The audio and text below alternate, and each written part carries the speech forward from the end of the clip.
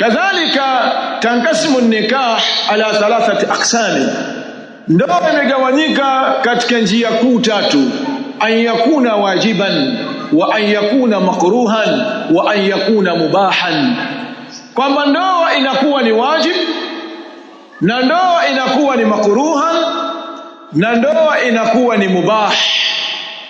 Ndoa inakuwa ni wajib bimaana ndoa inakuwa ni faradhi kwa kijana au kwa mtu mzima mwanamme ambaye hawezi kukaa, lazima aingie kwenye zinaa. Yani yeye kila kukicha awaze zinaa tu, huyu kwake kuoa ni wajibu na wala hakuna shaka juu ya jambo hilo.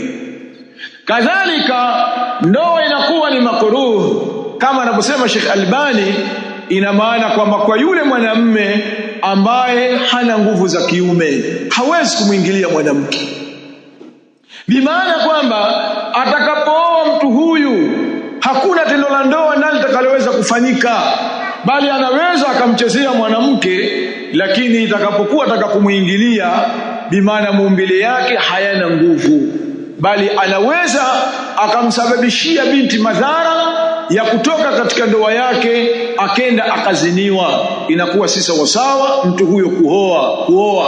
Ina maana Uislamu umemstopisha mtu wa dizaini hii.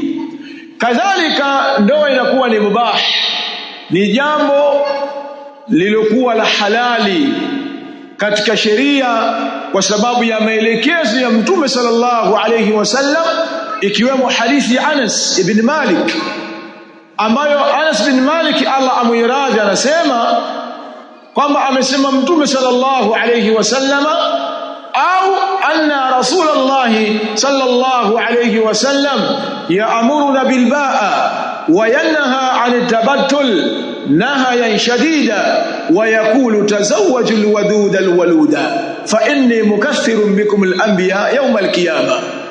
Anas bin Malik Allah amuiradhi anasema kwamba Mtume sallallahu alayhi wasallama alikuwa yeye yaamuruna bilbaa, akituamrisha masahaba tuoe.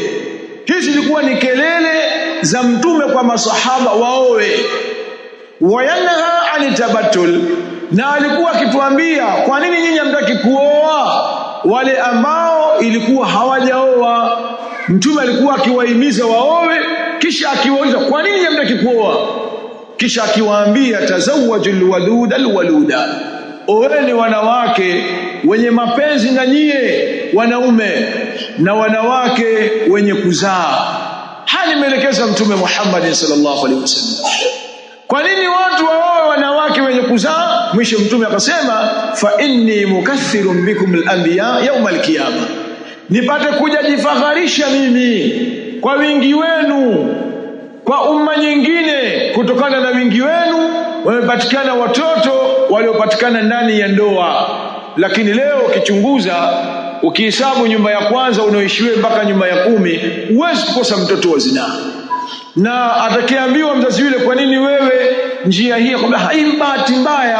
Si bahati mbaya, kwa sababu wewe mwenyewe ndio ulikwenda ukavua nguo kwa mwanamume na mwanamume naye akavua nguo, mkaingiliana, akapatikana mtoto ambaye hayuko ndani ya sheria iliyofuata misingi ya Uislamu, misingi ya Sunna na Qur'ani. Kadhalika hadithi nyingine ni hadithi ya Abdullah ibn Mas'ud radhiyallahu ta'ala anhu qala lana Rasulullah sallallahu alayhi wasallam ya ma'shara ash-shabab man istata'a minkum al-ba'a falyatazawwaj fa innahu aghaddu lil-basar wa ahsin lil-farj wa man lam yastati' fa alayhi bis-sawm fa innahu lahu wija' muttafaqun alayhi. Abdullah ibn Mas'ud anasema alituambia sisi Mtume sallallahu alayhi wasallam, ya ma'shara ash-shabab, enyi mkusanyiko wa vijana, man istata'a minkum al-ba'a falyatazawwaj, yoyote yule mwenye uwezo wa kuoa atakiwa aoe. Na haya ni maneno ya Sheikh Al-Albani rahmatullahi ta'ala alayhi akiwa anaielezea hadithi hii. Kadhalika Abi Abdurrahman Muqbil bin Hadi Al-Wadi'i, wote wanasema neno baa ina maana mwenye uwezo wa kulisha atakiwa aoe, mwenye uwezo wa kuvisha anatakiwa aoe, mwenye uwezo wa kuuguza atakiwa aoe. Ya ma'shara ash-shabab man istata'a minkum al-ba'a falyatazawwaj fa innahu aghadhu lil-basar, kwani huko kuoa ni kinga katika macho. Fa in lam yastati, yule ambaye kwamba hatakuwa na uwezo wa kuoa basi atakafanyaje? Atakiwa afunge. Haya ni maelezo ya Mtume Muhammad sallallahu alaihi wasallam, hadithi ni muttafaqun alayhi.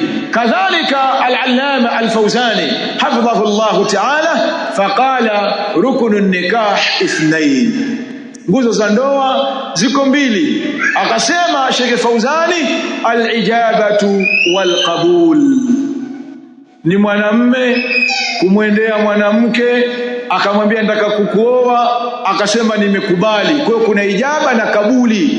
Hizi ndio nguzo mbili za ndoa, na ndivyo wanavyotuambia wanawachuoni wetu wa Ahli Sunna wal Jamaa.